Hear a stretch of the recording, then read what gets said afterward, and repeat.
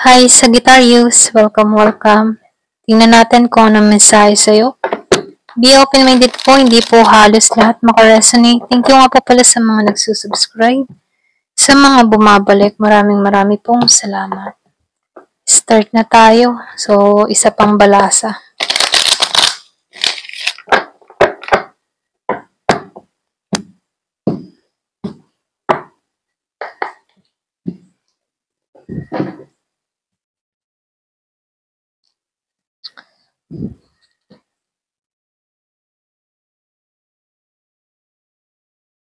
Yung basta nyo meron kang katrabaho dito, trader to. Pero calling to sa'yo ha.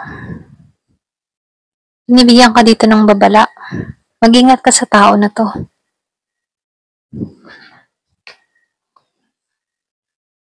So, nakikita ko din dito, yung iba sa inyo, malapit to sa'yo.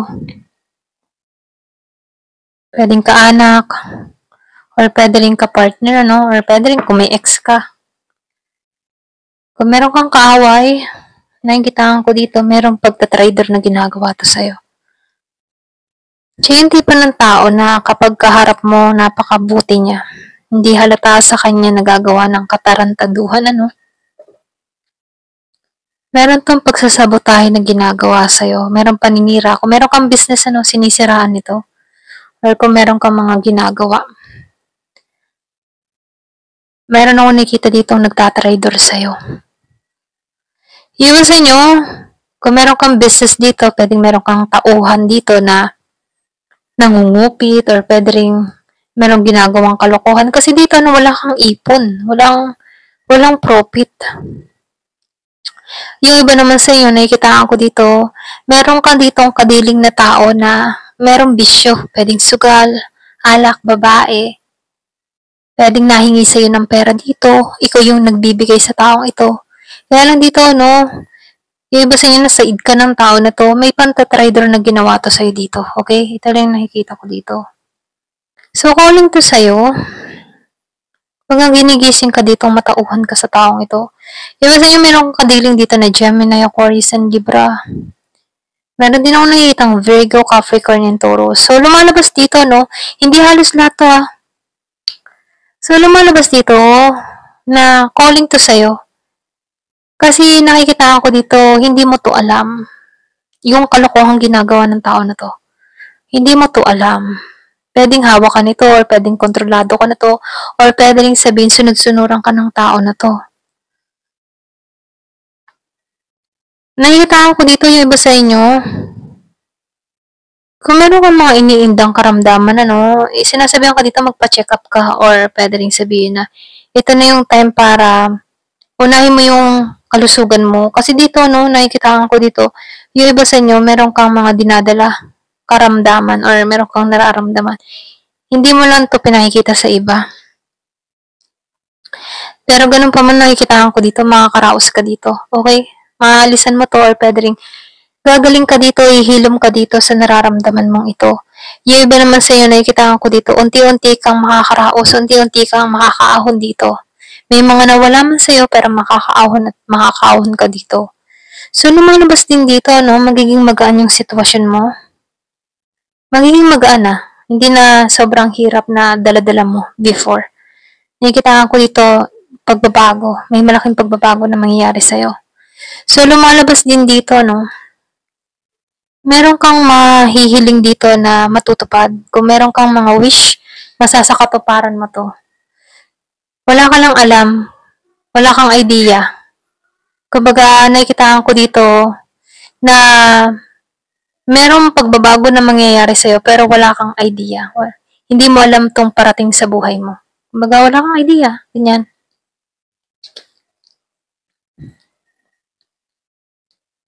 So, nakikita ko dito, no, susuklian ka ni universe ng tagumpay dito.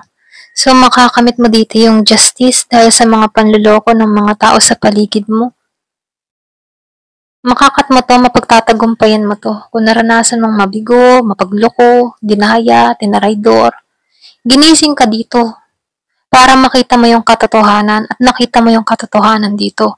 Kaya dito, no, nakikita ko dito, magiging maayos ang lahat, magiging balanse ang lahat. at maalisan mo to. Patungo ka sa pagbabago, patungo ka sa tagumpay. So, lumalabas din dito magiging kang stable, lalo-lalo na yung emotion mo. Yung nararamdaman mo, mental, physical, okay? Magiging kang balance dito. May babalik mo muli yung kumpiyansa mo. Ayan, pasensya na po ha. So, merong nasaktan dito.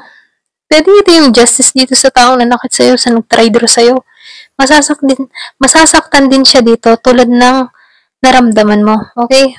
Ito lang nakikita ko dito. Ayan, so tingnan pa natin dito sa card na to. Give it a message. Ano pa yung mensahe?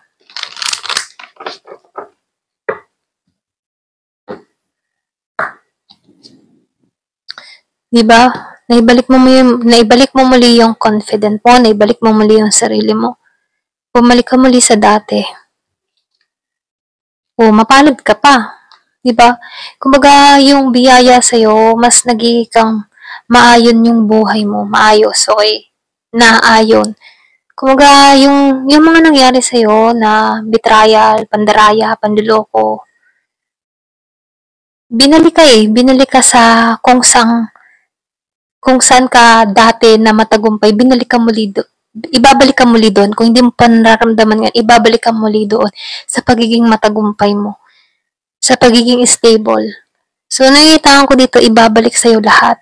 At yun yung justice dito. So, nakikitaan ko rin dito, makakamit mo dito yung magandang kapalaran. Kasaganahan pa ang naghihintay sa'yo, di ba? Ang dami mong masakit na naranasan eh. Pero, tiis ka lang, tiyaga ka lang. Kasi yung blessing dito, hindi mo alam, pero parating to. Maniwala ka lang.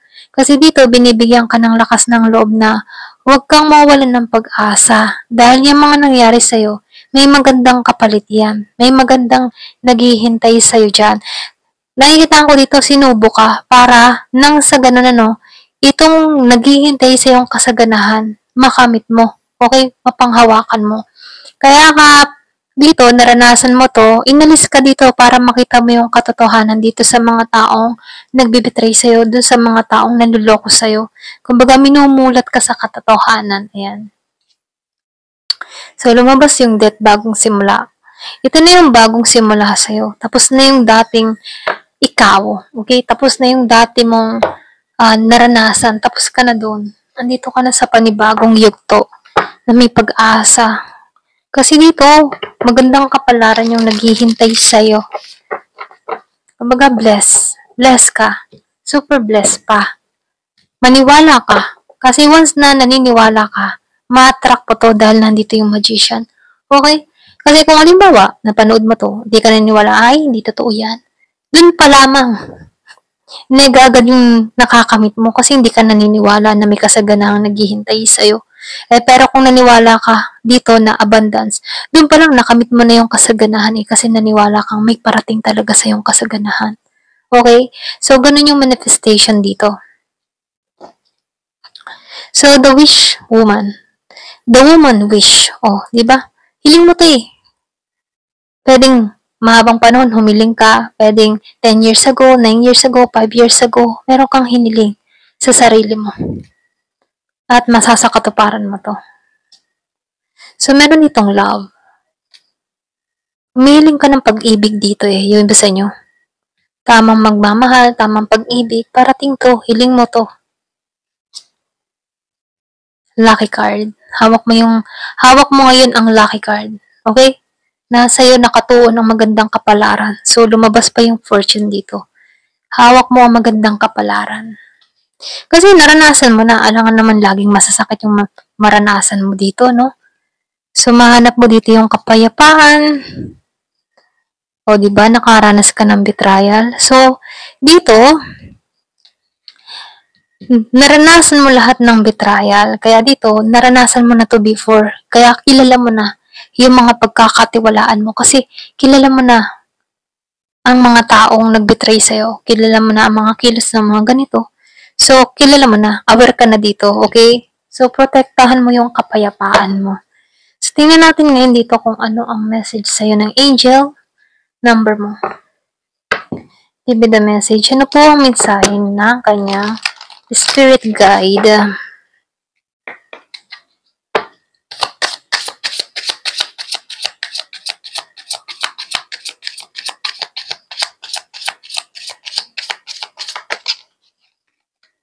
Meron ka ditong 333, spiritual awakening. Ginising ka dito, no? Yung sinabi ko kanina, ginigising ka. So, confirmation, ginigising ka dito. So, lumalabas ito, no? Your spiritual awakening is unfold. Trust your inner wisdom and follow your path. Wow! So, yung sinabi ko kanina, na, halimbawa, bigla tong napanood mo, no? Tapos sabi mo, ay, hindi yan nangyayari sa akin, ganyan. Doon pa lamang hindi ka na nagtitiwala sa kapalaran mo. Kaya mainam, pag halimbawa na for example, once na meron kayong naririnig na magaganda, i-claim mo yan. Para nang sa ganon, signal na yon na natanggap mo na yung blessing na yon. Parating na yon, okay? Kasi kapag ikaw ay hindi naniniwala, yun ang nagaganap kasi yun yung tumatakbo sa isipan mo. Pero pag iniisip mo may magandang naghihintay sa'yo, ito yung parating kasi ito yung connection, okay? Connection mo dun sa universe na ito yung gusto ko, mangyayari to sa akin, ganyan. So, ito na yung time, ginigising ka dito, spiritual. Ayan, ito na yung nakikita ko. So, dito, follow your path, okay? Follow your path and follow your inner wisdom. Meron kang karunungan, meron kang talino, and trust. Kailangan mo lang dito magtiwala. Ayan. Hanggang dito na lamang po. Thank you for watching. Love and peace.